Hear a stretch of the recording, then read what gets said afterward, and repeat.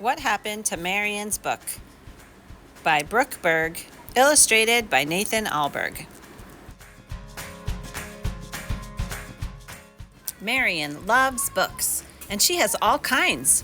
She has storybooks, she has joke books, she has picture books, she has poetry books. Marion even has books about animals and cars and places far away. Marion gets books as gifts. She gets books for her birthday, and she gets books on holidays. And sometimes, when she is very, very good, she and Mommy go shopping at the big bookstore in the city.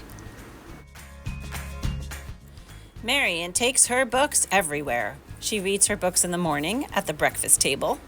She takes her books outside when she plays. She reads in the car. Sometimes she even reads in the bathtub. And if she isn't too tired, she usually reads one more book right before bedtime. Nana says that after Marion finishes school, she will surely grow up to be a librarian. Nana tells her that librarians help people find good books to read, and they read stories to kids who visit the library. Marion the librarian. It has a nice ring to it, Marion thinks. She can hardly wait to go to school so that she can grow up to be a librarian. At last, the big day arrives. Marion starts school. The first week, Marion learns many things. She learns to find her desk. She learns to wait her turn at the drinking fountain and in the lunch line.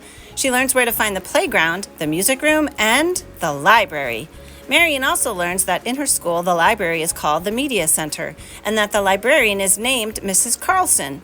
But the very best thing Marion learns is that she can check out 2 new books from the Media Center every week. So this is just what Marion does. After school, Marion rushes home with her books. First, she reads one book, and then the other. Later that evening, Mommy reads one book to her, and Daddy reads the other. The next day, after school, Nana reads both books to her at least twice. Marion loves the stories. At breakfast on Saturday morning, Marion brings her books to the table so that she can enjoy them while she eats breakfast. And this is when Marion's book trouble starts. She's fixing her toast when... plop! She drops raspberry jam right on the book. At first, Marion isn't worried. She has spilled on her own books lots of times. She calls her dog. He licks and licks and licks the page until it isn't sticky anymore. Actually, now it's kind of slimy, but the red stain is still there. Marion imagines Mrs. Carlson's face frowning when she discovers the raspberry red stain on the beautiful book. She imagines Mrs. Carlson telling her that she can never check out another book from the Media Center. She imagines never getting to be a librarian. What should she do? She can't tell Mommy. Mommy doesn't like it when Marion brings books to the table. She can't tell Nana or Daddy either. They would want to know why she had the book on the breakfast table. Marion thinks and thinks about how to get the stain out. Then she thinks about how she gets herself clean. This gives her a bright idea. She grabs the book and races to the bathroom. Maybe toothpaste will work. After all, toothpaste makes her teeth white and clean. Marion spreads a thick line of toothpaste onto the raspberry red stain, then rubs it all around. At first, it looks whiter, but no, the raspberry stain is still there. This stain is going to take something more, Marion thinks. She starts filling the bathtub. When Mommy knocks on the door and asks what Marion is doing, she truthfully says, "I'm taking a bath and reading."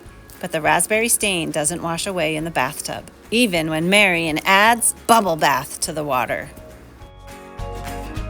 Oh, what can Marion do? Then she remembers the washing machine and the new detergent that Mommy just bought. Marion read on the box that it is specially made to remove stains. Marion knows this will do the trick. It says on the box that it's guaranteed to work.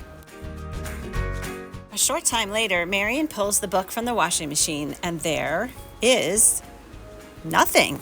The stain is gone, but so are the words and the pictures. The detergent washed everything away. Oh no, Marion knows that she can't return this book to the media center. No one could ever read this book again. Then Marion has another idea. Maybe I can trade it for one of my books, she thinks. First, Marion pushes the book to the very back of her closet, where no one will ever find it. Next, she looks through her books to find one that she can take to school instead.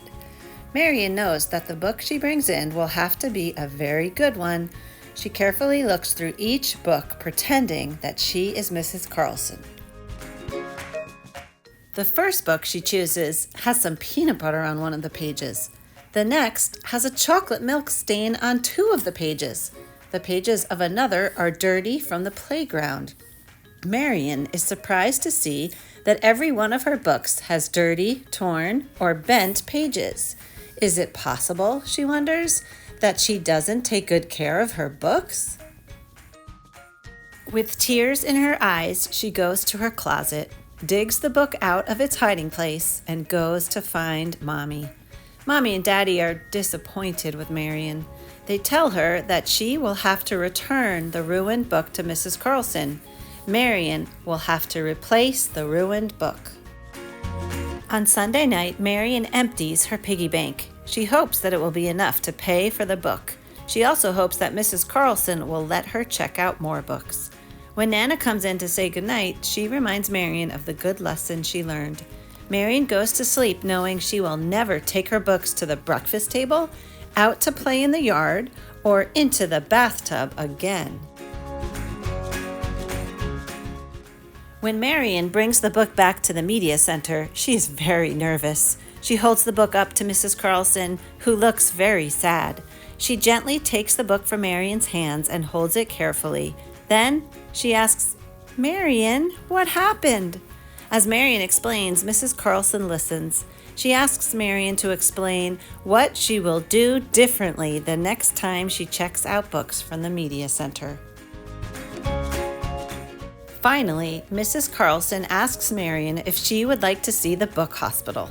Mrs. Carlson explains that the book hospital is where she and her staff work to clean and repair books that have been injured.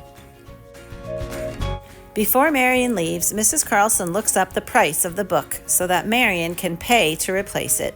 She also gives Marion a healthy book bookmark to help her remember the right way to treat her books.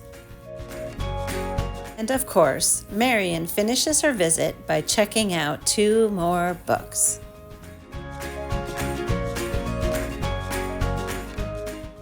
The author of this story is named Brook Berg. She is a librarian too.